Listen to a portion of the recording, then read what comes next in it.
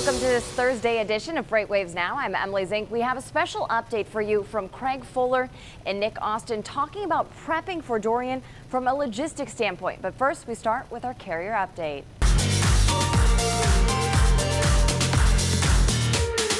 Welcome to today's carrier update presented by AT&T Business. My name's Dean Croke, Chief Insight Officer at FreightWaves. Today we'd like to talk about wait times in particular, and that's the amount of time that carriers spend loading freight at various modes of transport, such as railroads, seaports, airports, distribution centres. So if we work back from that to the ELD mandate that came in last year, one of the things that's happened is that every minute that a driver is spending driving and waiting now becomes minutes counted against their daily allowance of 60 or 70 hours. So if we back from that and have a look at our chart on the screen now, you'll see that the average length of haul has only dropped a few miles over the course of a year, but the average length of haul for all outbound tendered freight in FreightWaves is about 583 miles. And what's interesting here is that's about what you could do in a day. On the smaller utilisation levels, fleets are running 450 miles, so some of those loads would be next day, a two-day delivery, but some of the loads, the fleets that are running a little bit quicker, they can get them delivered same day. So wait times become a big factor because you're allowed a 14-hour clock every day to complete 11 hours of driving and 3 hours of waiting. So the waiting part now becomes really important because some freight markets you spend a lot more than 3 hours waiting. So let's dive into the different modes of transport. Let's start with the first chart, which is our airports. You can see with airports are pretty good. Generally they get you out in and out pretty quick off the loading dock. They're up about 2% year over year. Most airports you're going to spend about an hour and 10 minutes waiting to load and unload. On the port side, if we have a look at the next chart, what you'll see is the ports are even quicker. Now, ports are doing a great job at getting fleets in and out. They measure a thing called gate in, gate out turn times, which is the time that the trucks spend in between gates. What they don't capture is the amount of time a truck spends outside waiting. So our wait time is incorporating what's happening inside the gate as well as outside. But generally the seaports do a fantastic job at getting trucks in and out. If we have a look at the next one, which is the railroads, you can see that carriers spend at intermodal ramps a long time. For example, in Pittsburgh, trucks are spending about 309 minutes on average waiting to load and unload. And if you look at the geography of the Pittsburgh market, you can see that there's only one road in and one road out, but the actual amount of time that drivers are spending is up around 5 hours to pick up a container. So we have a look at the next one, which is the commodities that people haul. What you'll see is that specialty stores here are up around 131 minutes, so they're actually up about 60% in the last 2 weeks. So you can see that the summer retail rush, things like department stores, specialty stores, trucks are spending a lot of time waiting on those loading docks. It's got a lot to do with the peak rush in summer. There's a lot of cars that are in the car parks where trucks are trying to get into. But generally, anything to do with retail and food, truckers are spending a lot of time waiting on those docks. So we have a look at the next chart. What we'll see is that overall, across the entire 135 freight markets that we break wait time down into, some of the biggest markets where truckers are spending the most amount of time are like in the border areas where trucks are spending about 5 hours and 9 minutes on average loading. And a lot of that's got to do with the cross-border delays on products coming in from Mexico. It's also got a lot to do with the lack of staffing by CBP at commercial zones. So this breaks up a lot of the markets. You can see some of the markets here have pretty big wait times. Why is that a big deal? Every minute a driver spends waiting on a loading dock when he's not being paid is money he could have been earning. It's also an opportunity for the motor carriers to be charging detention for shippers that have excess waiting time. And that's all for today. What I'd like to do is just make sure that carriers are completely aware of how much time their drivers are spending on loading docks and work with their shippers to make sure that they're recording the exact number of time in minutes and hours that they should be charging detention for, because that money should also be used to pay for drivers' wages for all of the miles they're not running. Improve your fleet's efficiency with AT&T Fleet Complete, a 4G solution for tracking vehicles and simplifying ELD compliance. AT&T Fleet Complete, delivering fleet solutions for every business. Good morning, everybody. I'm FreightWaves meteorologist Nick Austin here with FreightWaves CEO Craig Fuller. The big topic we're talking about, Hurricane Dorian. Yes, this is could become a monster storm. It could be, and I think this is the first major storm off the Atlantic coast to potentially create a lot of freight demand as well as a lot of impact to where it's going to hit. I mean, FEMA, trucking companies, brokers, logistics, they're all getting ready. They're getting prepared already, and loads are already being tendered for bottled water, other things, and they're getting way ahead of the storm, which is good. We should talk a little bit about what's happening right now. So the storm is gone, it's past Puerto Rico, and thank goodness that it didn't, it just passed by Puerto Rico, so it didn't do a lot of damage. They dodged a bullet, that's for sure. They certainly did. And if you look at where it's headed, I mean, its path is headed towards Florida. There's a lot of places that it could end up, and really where you see relief supplies is going to depend on it. So if it hits a big population center, they're going to obviously demand more relief supplies. Now, the state of Florida is the most prepared state in the entire United States when it comes to disasters. They've been through all this before. So they have. So they have warehouses throughout the state that they actually store bottled water.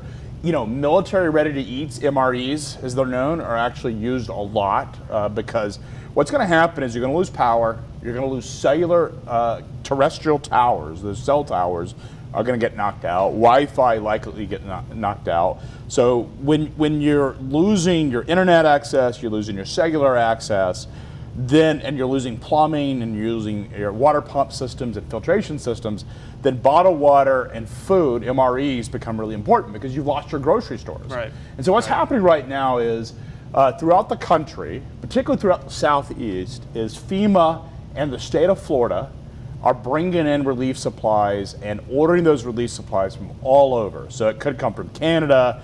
It's likely to come from the Southeast first, but what they'll start doing is ordering from places like southern Canada. They'll start ordering from places like Oklahoma and Texas. Generators and power supplies are going to come, so we're going to see these big, massive generators that sit on flatbeds that are being transported in there. Gas cans are big, believe it or not. You have flashlights, batteries, plywood, duct tape. Think about all the things you need to prep. That's what's being ordered right now. So if you're in freight and you have customers, and if you're not getting calls today, you will be getting calls really soon. If you haven't gotten calls so far, you will get calls soon of any types of those products. And so if you have available capacity, this is the good news is, if you have available capacity and you don't have regular customers with people that, you know, like Duracell or Energizer or companies like that are doing batteries or these supplies that are used during hurricanes. I mean, just think about what people do to prep their homes and businesses during a hurricane and storm. Oh yeah. Those supplies are in high demand. So if you know those companies, they probably would actually appreciate you reaching out and saying, hey, how can we be helpful? And what happens before the storm, you know, all these folks, they'll be kind of setting up and staging, of course, well outside the eye of the storm. Yeah, correct. Ready to go in after the storm passes. So private business really is the first to really go into effect. So places like companies like Home Depot, Lowe's, Ace Hardware, and companies that are involved, you know, even Walmart, are already bringing in relief supplies. And they're not even relief supplies, they're really prep supplies. Right. And so they're bringing these in, they're selling them really fast, and what they're doing is they're cleaning out all their inventory where they built it. Because the thing about Home Depot and Lowe's and Ace is they know that hurricane season's coming up every single year. It's not a secret. And they stack a lot of this equipment and supplies and inventory months in advance. They turn rooms at their headquarters. You can go down to Home Depot's headquarters, and there's an entire room dedicated to, they call it the Hurricane War Room. And it's a room of meteorologists, it's a room of logistics planners, it's a room of dispatchers. Sometimes big trucking companies or 3PLs that have relationships with Home Depot will actually show up and be there on site to assist, to make sure that the trucks are being routed. Wow. and supplies are being routed. So they're already thinking about that. And what they're doing is they're going to be shifting inventories from their southeastern warehouses. Savannah's huge for Home Depot. Atlanta obviously is headquarters. It's huge. That's right. They have a lot of stuff. So you're going to see a lot of freight move from Atlanta and Savannah down to Florida. And so you're going to see a lot of those supplies move in. And then, oddly enough, and people don't think about this, is there's these massive power generators that people, like Coleman and in my days it was GE Power Systems. I don't know who does what, GE's gone through a lot of changes. I don't know who it is today. But these companies that have these big power generators on flatbeds, they're going to come from like places like Oklahoma and Texas because they keep them there for tornadoes. And what they do is they stage them so that when a grocery store, so power goes out because of a tornado or big storm, that they'll take that power generator and drop it off so that none of the ice, you think about how much produce is in a grocery store, millions of dollars. If it loses power, it's has the potential to lose millions of dollars of inventory. So they take these power generators and they stage them. And so what they'll do is those power generators will leave Texas and will leave Oklahoma, and they'll shift them down to Florida with the anticipation of a big hurricane. Which right now is looking like there's still a good chance. It could be Category 3 strength when it hits most likely on the Florida coast. Winds of at least 111 miles an hour, maybe up to 125. I mean, this is, if it's that strong when it makes landfall, I mean, Florida is used to strong hurricanes, but it's going to be bad. Yeah. They're not necessarily used to September hurricanes this strong, though. That's the difference. It's kind of, we're in the meat of the season, but there aren't a lot of major hurricanes that have made landfall in Florida in September. I think that's a good thing, and I'll tell you why I think it's good, is that the thing about, so when I was running FEMA disaster relief, it was the 2003 to 2005 period, and this was when we had the Florida 4 hurricanes, we had Hurricane Jesse, you had a Hurricane Isabel, you had, it was before Katrina in 2004. So a massively active season. And the problem is that it just exhausts a lot of resources. Now the good news is you had a lot of experience. So you're sort of war ready, like you've been at battle and you're ready. But what happened is all that inventory was starting to get drained, and the amount of supplies and the warehouses were getting cleared out. Now the good news is after September 11, and with all of the hurricane activity hitting the coast, is that states like Florida and the Carolinas started to build warehouse infrastructure to store relief supplies. And so the good news is, because we haven't had storms in many years that have this sort of big, it's been relatively quiet, they haven't drained those supplies. Now they have to replenish them because when you're dealing with food, MRE is a little different, but certainly bottled water has a shelf life and other things. They'll have to replenish them, but the state of Florida is prepared for that. And so because of that, you're actually in pretty good shape. I mean, I don't want to be in a disaster, and I feel really bad for the folks in Florida that are impacted. But if you had to pick a state, if I said, Nick, you have to pick a state to be in a disaster, Florida's where you want to be. It would be Florida, for sure. Because they're so prepared, and they're so good, and their government's really efficient. They prepare for this, they train for this, the authorities get it. This is, I mean, they are the Alabama football team of natural disasters in terms of their local authorities. I mean, it's a really good place to be in terms of the authorities know what's happening, which when you looked at Katrina or the Carolinas, they had, or Virginia, it was a very different situation. And of course, during the storm, it's basically a wait-and-see situation for everybody involved in recovery, the trucking companies, FEMA, all the logistics folks. You can't go anywhere near the storm once it gets close. So after the storm, what happens? Yeah, so they'll start staging freight. They don't know the storm path. So the models are getting better even than they were in my days, but they don't know the exact path. I mean, you're showing a path of going, Dorian's right here. Going up there, and inside of it could hit anywhere on the Florida coast. Correct. That's the thing. That's a big area. It could completely go up and hit the Carolinas. Yeah. You don't know. Now there is a storm path module simulator built in sonar, and you can actually see the projected paths. The good news is that gets updated as information comes in. So very regularly. Updated. But what we're seeing is the storm can hit. It can hit anywhere along this coast. It does look like it's an East Coast. It's going to hit the eastern side, the Atlantic side versus the Gulf of Mexico, which is actually better because this side is far better prepared. I mean, actually, Florida's pretty efficient, but at least they've had a bit more experience. But hitting in on the East Coast, what we'll likely see is that freight will be staged well north of there. They'll bring in some immediate supplies. Again, those preparation supplies are probably moving in really quick. It's important for drivers that are in the path of the storm to really use some caution. So right now it's being Wednesday, Thursday? Thursday, yeah. Thursday. I can't even think what day it is. So it's Thursday, you got a couple of days. I mean, if this path is correct, we're talking about the storm hitting on Monday. Yeah, Labor Day. Yeah, so you got a couple of days. Yeah. So what they'll do is they'll move freight in to the warehouses and to the stores today and tomorrow. and then they'll sort of force traffic out. But right now they're moving freight in. Now truck drivers, here's the great thing about drivers is they hate those FMCSA regulations, the hours of service. The good news is, has this been done yet? Have they eliminated the HOS yet? I don't know if it's official yet. It will happen. If not, it'll happen soon. It will happen very soon, yeah. So the good news is, if you are involved in disaster relief, and I'll let you decide if you are, I don't know, you should make your decision, then you're not subject to the hours of service in the affected area. Right. And also waits go away. So when we were hauling big disaster relief across the Canadian border, we were even had fast acceleration through the border. So like customs were just letting us go. And they'll give you a piece of paper if you're doing stuff with customs that will let you go very quick. But the hours of service rules are not going to apply.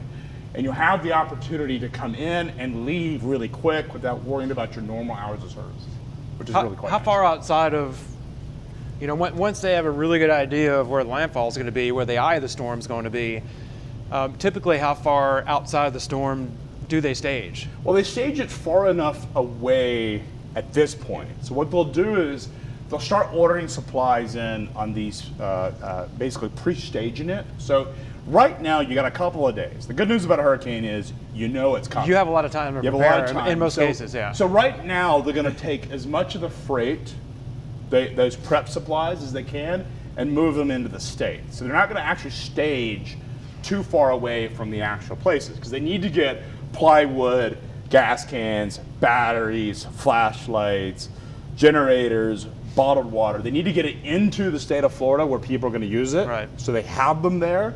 So that freight's going to move in right now. So you're going to start seeing staging like Lakeland, Florida, I would expect. Lakeland's right in the middle of the state. It's also got an army base, an old air army base that's there, where they actually stage a lot of freight. And what's nice about it is it's right in the middle of the state, and you can pretty much get anywhere within about 4 to 5 hours. And so it's a really convenient place. And so that's where they'll start staging. You'll also start to see up in places like Georgia, Columbus, probably. Georgia, Yeah. where you have the big military base Yeah. there. You'll start to see it there. You'll see Jacksonville has an Air Force base or Navy base. They have a military base as well. You'll start to see staging there. They typically like to stage around military installations because there's just so much land and it's fairly secure and they're not competing for resources. There's power and there's just massive amounts of land. So where you'll see staging at is on military bases. Stadiums actually become really convenient for staging because there's massive amounts of parking and places for supplies. In New Orleans, the dome got a really bad reputation because all the people ended up staying there for weeks when Katrina hit. So what they'll do is if they have stadiums where they're providing after the storm hits, they'll end up bringing supplies there as well. Okay. But local communities, there's churches and hospitals are going to end up being places where people are going to congregate. Certainly the hospitals are dealing with medical equipment, bandages, could be things like insulin and other types of medical supplies that have to be there. If this were to be disrupted for a week or 2 weeks or 3 weeks, they try to have as many supplies there, critical life supplies there. So. And that's very possible. If this thing makes landfall and it's that strong, I mean, the recovery could take at least weeks. Yeah, and that's the thing. If you're months as far as rebuilding homes and businesses. Correct. We're not even talking about rebuilding. So you got to think about the fact that in a storm, there are really 3 lives for freight-related stuff. There's really 3 parts of the life of the storm. There's what I call the pre-run-up, and this is really bringing in preparation supplies. Like I said, plywood and duct tape and things that people are using to prep their home. So think of the stuff that you would go to Home Depot to buy and that you would end up putting around your house to protect your windows and protect your house. That's the stuff that goes in there very first, along with critical medical supplies. Because if you have hospitals, you have people in hospice or in nursing homes, they can't evacuate them and really they will wait pretty late into the process to evacuate them. They will, yeah. Because you have, people are not well, they can't travel well, and they're not very mobile. So they typically wait very late, but they stack a lot of supplies. So you'll see those run first. That's the pre-run up. And then you have the storm hit, and no freight is moving. No. What they'll do is that's when they start staging. So once they know the path of the storm, probably within about 12 to 24 hours out of where they figure out where it's going to hit, is where FEMA will start declaring these are the relief locations, the places we're going to stage the trucks. And so they'll start telling and instructing local municipalities, the Army Corps of Engineers, the Rangers, where to actually prep and get ready for all of these trucks coming in. Because we're talking hundreds to thousands of trailers full of everything you can possibly imagine. And I mean everything, you know, everything. Ice is really big, and water's really big. But MREs, bandages, you know, in Katrina, unfortunately, they were bringing in like bags and stuff. They'll bring in dogs. So a lot of stuff is happening. They won't bring them in trailers, but they'll stage it. And that's during the sort of the storm. They're getting along the route line, and then the storm hits, moves on, and that's when they start bringing in the recovery items. And what's it like for drivers during that part when they're trying to get into those areas? Well, the drivers that are took given a direct pass, hit. and you'll see this. You'll actually see it. What you'll see is you'll see these highways where they're completely empty. Completely empty. There's nothing happening, and they'll actually turn both highways south. So this is after the storm hits, and you'll see police escorts with hundreds of trucks. It's actually a great linear. You'll see Walmart will have just a caravan of trucks, and you know, HEB in Texas had a caravan of trucks. Publix will do it. I know Warner had some photos of a bunch of their trucks, and they'll bring these caravan of trucks that may or may not be police escorted. And the escorts will ensure that they're not going to unsafe. I mean, typically in Florida, they're going to stay on interstates. Florida has a very efficient interstate system. And so they'll stay on interstates until they get to and where they stage is actually near interstates. So they're not going to stage in areas where they can't get truck traffic in and out of. So they'll stage near the interstate. If they stage in Lakeland, like I suspect that they will, then you'll see a lot of, you'll be easy to get to. It's no problem if you're an over-the-road driver and you've been asked to go to a staging location because it's relatively safe. Now, you should look for things like downed trees. You should look for flooding, you know, highways that are flooded because those can happen pretty quick. You should look for power lines just to make sure it's safe and know your conditions. But what will happen is they'll send there and you'll either stay for a period of time, which means you're not going to drop your trailer, or you drop your trailer. And if you have the ability to drop your trailer, that's a really good thing to do because you'll drop your trailer off and then you'll leave. And they'll pay you for trailer detention. And make sure if you're a driver of a company that keep in mind that the brokers and the trucking companies are being paid detention. So if someone tells you that they're not paying detention, they're lying to you because the government is paying detention. FEMA actually pays detention. And what they'll do is they will pay you for trailer detention on a per day basis and power detention if they keep you detained on a per hour basis. Now in my day, it was a running clock. It ran 24 hours and we billed based on that. Now I don't know how they're doing it today. My suspicion is that they may pay you for 11 or 14 hours per day or pay you a daily rate, which is what we ended up at, is we had a daily rate. But they are getting paid detention. So you better get paid detention. If you take a load from a broker, you better make sure in writing that they are going to pay you for detention because don't do it if they don't, because they're getting paid.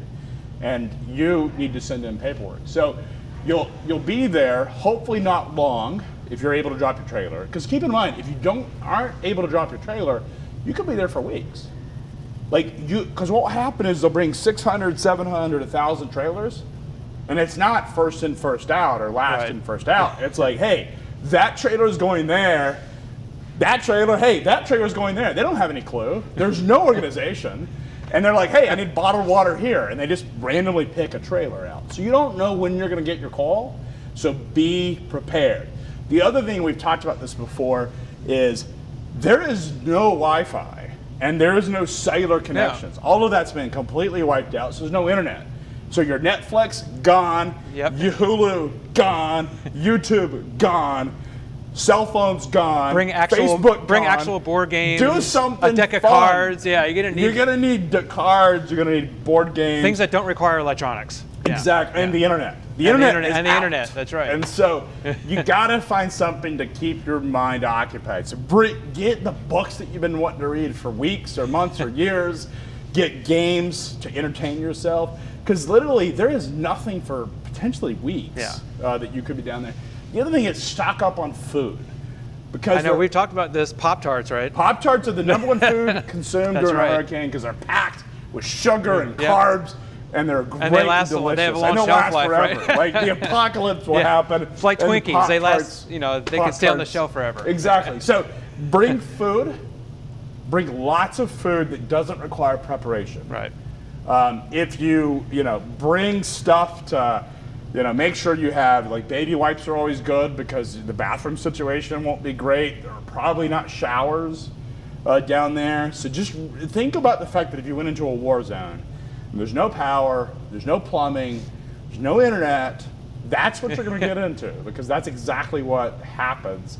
And be prepared. And so, like I said, food and entertainment is going to be really, really critical. Now, eventually, at these big sites, when they start staging, they will have food. The military of FEMA will bring in food, like barbecue, like hamburgers, hot dogs, MREs at the relief sites. But if they send you out on a task, they send you to the local Walmart 100 miles away, there may not be anything there. So when you get sent out and dispatched on a task, then you need to prepare for your own. Yeah. So if you go out that morning and they say, hey, we're sending you to the Walmart in Orlando and you're leaving Lakeland because that's where you're headed, then you need to be prepared of, hey, if there's food, eat before you leave, use the facilities before you leave, and get ready because you could be there all day. And you're gonna be handing out water.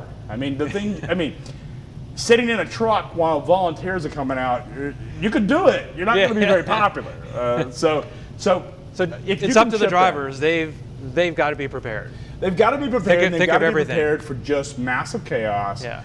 Take advantage of food opportunities when they're available. Take advantage of entertainment opportunities when they're available. It's a great way to meet people. This is a truck stop with no power. Yeah. And no fuel, right. and no food, and no showers. It is just like chaos. And it's fun if you've done it. And I have not been a driver in it. It's fun in the sense that you're involved in this really important activity. I've been on the dispatch side, operational side, so I've seen it from the side. There's energy of saying you're doing something important. It feels really it's different than hauling a load of like DVDs to a bookstore or something. This is like really important stuff. And it's chaos, which is sort of, if you like that and thrive on it, it's fun.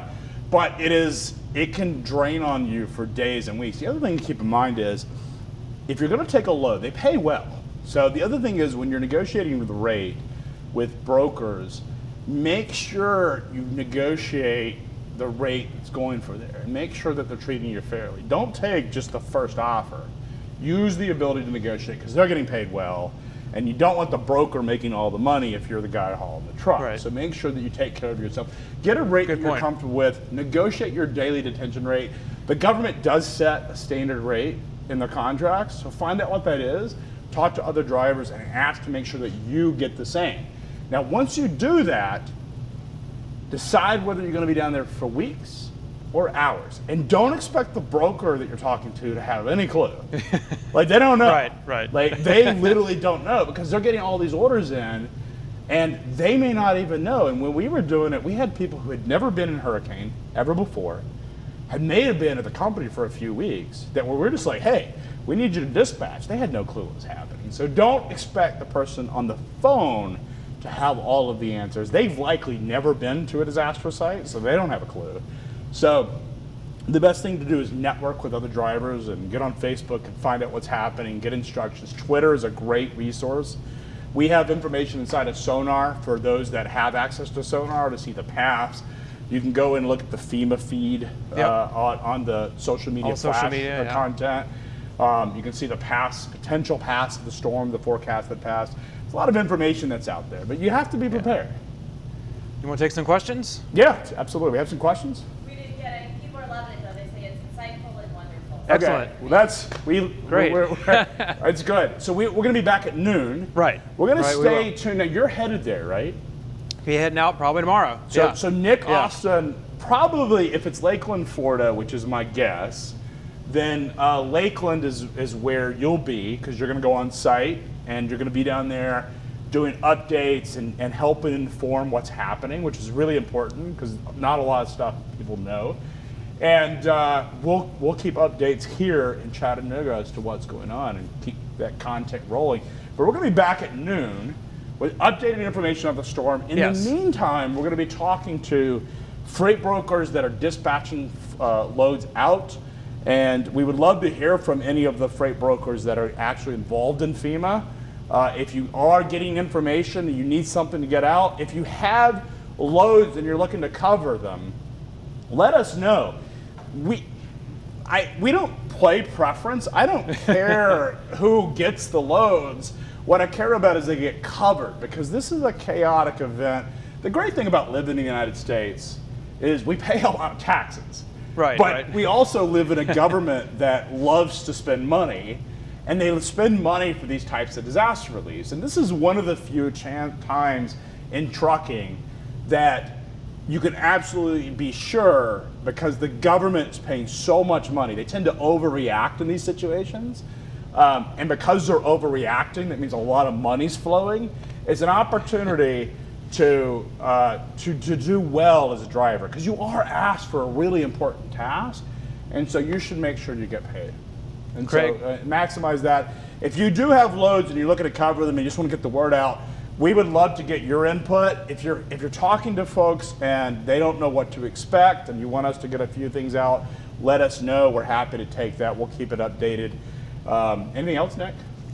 I think that's about it. I mean, we will be back at noon. We'll be back at noon today. Lots of great information. Not Wednesday. This is Thursday. This is Thursday, yes. So I can't keep track of what day it is. We'll be back at noon Eastern time. So with updated information about where the storm's where the storm path, and we'll also talk about any information we've gotten on the ground from people in the market about what they're seeing. Hopefully where it's staged. We'll hopefully hear from some folks in the next couple hours or so. Absolutely. So get into the. If you don't know how to get a hold of us through email individually, you can certainly put comments in the comment streams, and those comments we will use to inform some of our conversation. In the meantime, our reporters are actually going to start talking to companies that are involved in the space and really get involved. But the best thing to do right now is, and this happened in my world, in my days, is a lot of drivers went home for the holiday, like when hurricanes would hit during the holidays or disasters would hit the holidays. If you have opportunity to go out and you want to participate, again, it's a chance to make some money and to do a really important work. Put your hands up, let your dispatchers know, or let your brokers know that you're interested in taking freight, so long as you're taken care of. So, Craig, appreciate it. Great information. We appreciate you joining us. We'll be back at noon Eastern time with another update, so make sure you tune in then. Incredibly insightful information there from FreightWaves CEO Craig Fuller and our meteorologist Nick Austin. Of course, you're watching on YouTube, so hit subscribe. Make sure you follow us on Twitter, Instagram, and Facebook. We hope everyone has a great Thursday.